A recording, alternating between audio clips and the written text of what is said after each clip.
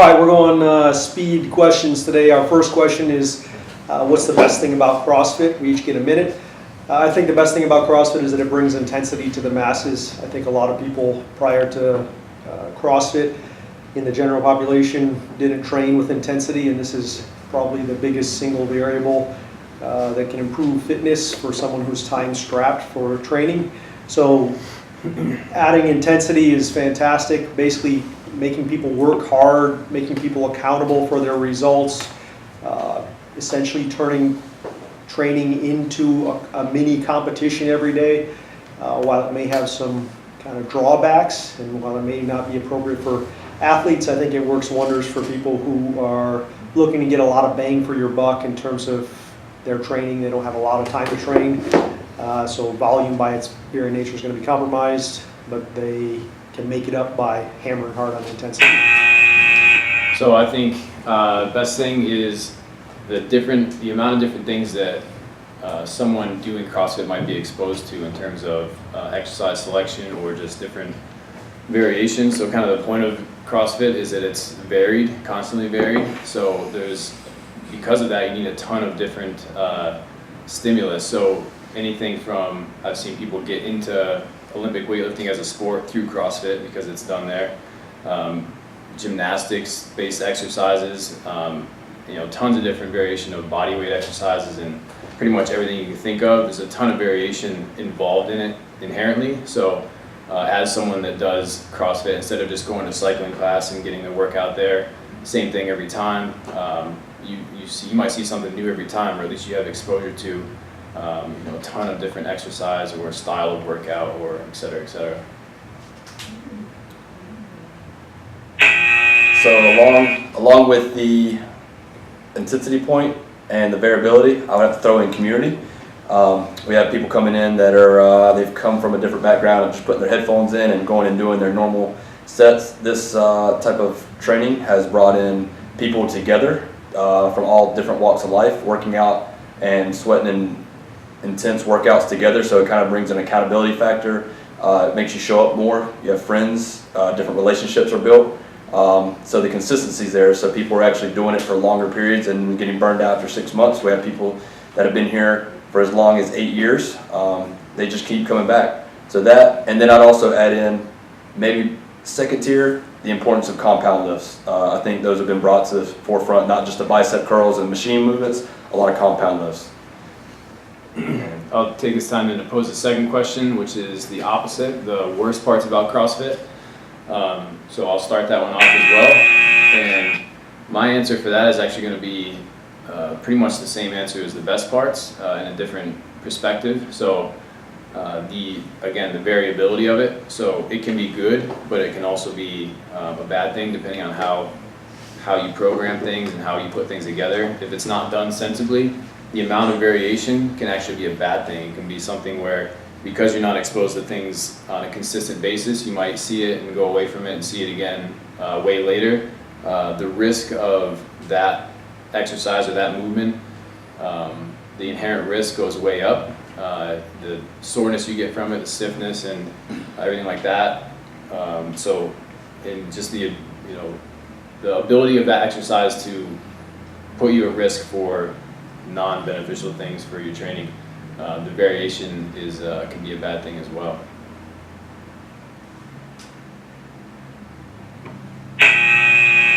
So I kind of echo a little bit of what Greg said. I think you can look at a lot of the good of CrossFit and also say it's, in some ways, its drawback. I would kind of summarize it though in saying that the bad parts are where people take it to extreme. People look at what goes on in the CrossFit Games and in local CrossFit competitions, and it essentially becomes an extreme sport, and where we have to always up the ante. Every year we have to add an event. Every year we have to add a day to the competition. We have to make this event more intense, more hardcore. And I think that's not a mindset that bodes well for people who are just treating this as a fitness activity. We look at the guys in the CrossFit Games and it is crazy. It is essentially an extreme sport. But that level of intensity, that level of crazy exercise selection and so forth really doesn't suit us well for people who are just Joe Blows. And I'll also echo the same points, sort of on piggyback on what they've been saying. I think it gets lost is what kind of CrossFit was designed for as a strength conditioning program to help people be healthy. And you see what's on the forefront, the face of CrossFit is always the games athletes, like Mike said, and the intensity and the extreme. And people come through the doors and wanting to do things like that, and they lose sight of their actual goals. So I think that could be the worst part is losing sight of your goals and trying to train like an athlete whenever you'd be better off understanding your goals and training smart instead of just training in the extreme manner because you think you need to. We have the higher injury rates, and it's not because of people doing CrossFit, it's because they're doing CrossFit games straight off the couch instead of actually building up their body and learning that they can do those movements, but it takes time, and they didn't see the training the years prior to the games athletes. So I think your average Joe Blow kind of morphing their program into one from the team or the competition into the regular daily program.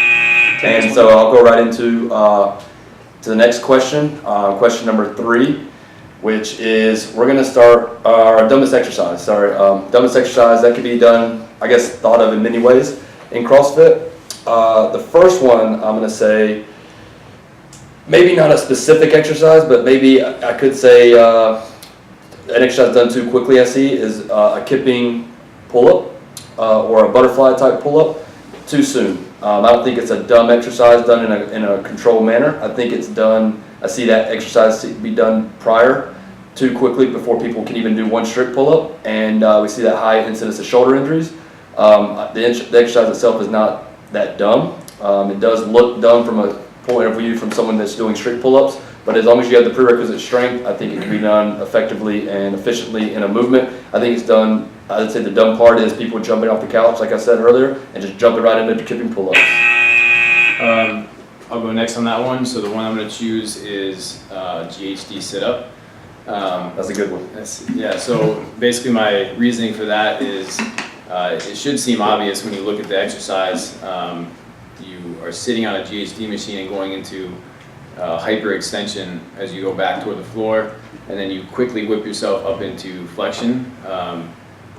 It shouldn't really, I mean, if you can make a case for repetitive flexion core exercises done on your back on the floor being somewhat not good, you can definitely make a stronger case for repetitive hyper extension to flexion exercise such as a GHD sit-up. Not to mention the lever that you put on the body when you're sitting, basically hamstrings on the GHD, and even sometimes weight in the hands. There's a ton of torque, a ton of shearing force on the spine. So I think that one definitely is my choice. I'm going to do a little bit of a cop-out here and say that I don't have a single exercise, but I would use this umbrella complaint, and that it's the bastardization of this understanding of power and work. A lot of what CrossFit's exercise selections were based off of in the early days, and this is kind of continued on till today, is a misinterpretation of the way power and work in exercise domain is actually occurs. So you see things like box jumps at heights that are too high, assuming that just because you get your feet on the box, you've accomplished more work, when in fact that's not the case. Or kettlebell swings that are done overhead, when in fact going overhead when the kettlebell slows down does not mean more work. GHD sit-ups through an extreme range of motion. People think that it's giving you more work, when in fact it may be not. It may be causing less mechanical loading. Kip and kill pull-ups, you name it. Our next question is, what is the biggest misconception that you had before coming to work with CrossFit individuals? Well, I first got introduced to CrossFit because I saw some postings and maybe a link on the charliefrancis.com message board. charliefrancis.com is a website really popular back in the day for sprint coaches and track and field coaches. I just started to take a look at it, and there were some interesting things on there in regards to what we call general preparation. If not done competitively, they fit pretty well in line with what a lot of track coaches were doing. When I started to look at some of the workouts, though, when I got a little bit more involved on the website, I saw, wow, some of this stuff is pretty extreme, and again, there's misinterpretations and everything. So I had this idea that it was always good for general prep, when in fact it wasn't. Conversely, you could go the flip side of that. Yeah, I'll take it. I have two misconceptions. First one, kind of a funny one, but I was watching videos. You had to wear Vibram toe shoes to be a CrossFit Games or a CrossFit athlete first. That's not true. The second one would be a higher injury rate. It can cause injury, but I just assume that if you did it, you got injured because the high intensity is what it is. What I realized after coaching it and being around sound coaches is actually most likely the injury rate is not good coaching. So if it's done in a sound manner, proper progressions, full compound movements taught correctly before load and before intensity, that the injuries just don't happen as nearly as often as sometimes at first I thought. Because of the intensity, I thought it just came with the nature of the sport or the nature of the program. The more I found out is the better you coach, the better you become at modifying exercises, having a huge exercise selection. The injuries are actually minimized to almost to no degree at all. So that would be the first misconception I had. Mine's pretty similar. Before I really had exposure to CrossFit, I guess my biggest gripe with it was the thought that there's experienced people and non-experienced people coming in and doing the same workout, and with maybe one coach on the floor, it's impossible for everyone to do things well, and minimize risk of injury and things like that.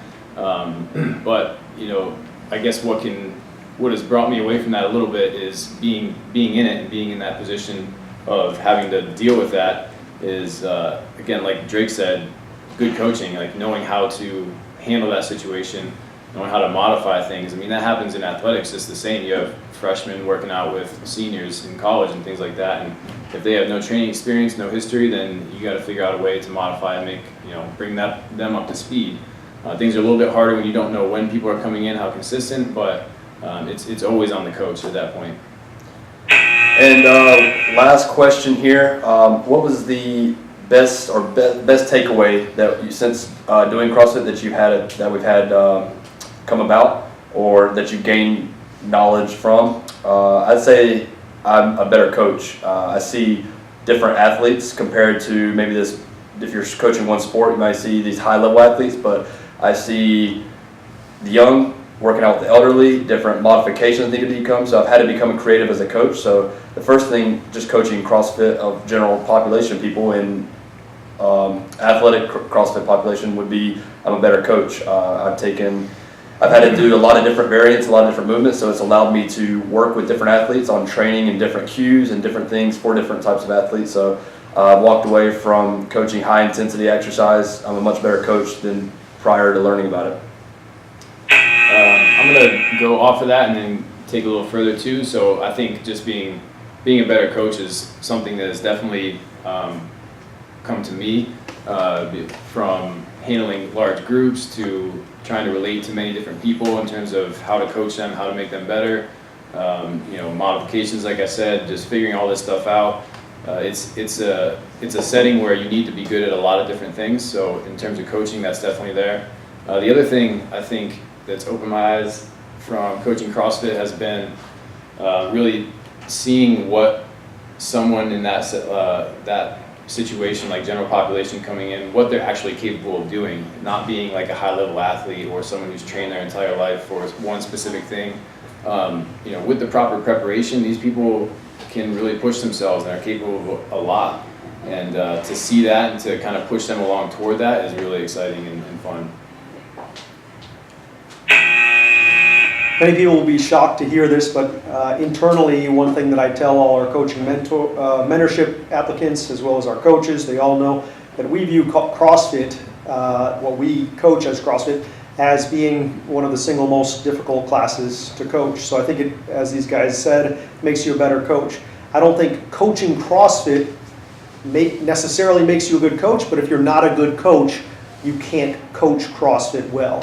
It's a great test of how well you manage large groups, how well you understand loading patterns, intensity, whether you can modify the exercises, because you're dealing with non-homogeneous populations where it might be all over the place in terms of injury history and age and gender and skill set and background. You have to deal with things that you don't have to deal with in athletic populations, where you have the luxury of a much more homogeneous population who pretty much can move well and everything else. So it makes you a better coach. Time.